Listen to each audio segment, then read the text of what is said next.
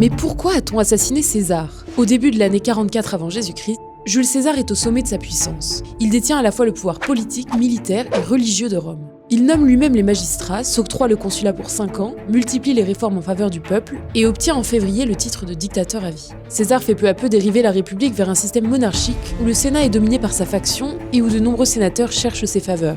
D'ailleurs, si vous souhaitez en apprendre davantage sur la vie de César, rendez-vous à la Cité de l'Histoire pour une expérience immersive dans le temps. Parmi les opposants de César, on trouve d'anciens partisans de Pompée graciés et même d'anciens fidèles de notre homme, inquiets ou jaloux de son pouvoir. Un enchaînement d'actions ambiguës et d'honneurs extravagants éveille alors la crainte des conjurés de voir à nouveau un roi gouverner Rome. En effet, il rebaptise à son nom le mois de juillet, s'octroie l'honneur de la toge pourpre et de la couronne de laurier de façon permanente, obtient un trône plaqué d'or et se voit même proposer par Marc-Antoine un diadème royal au Lupercal. César refuse, mais ce geste marque les esprits. Veut-il devenir roi ?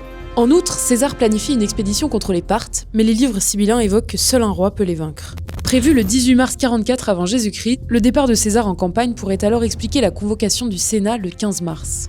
L'assassinat doit avoir lieu ce jour-là lors des Ides de Mars, à la Curie de Pompée, près du Champ de Mars. Rendez-vous dans la seconde vidéo pour en apprendre plus sur l'assassinat de César.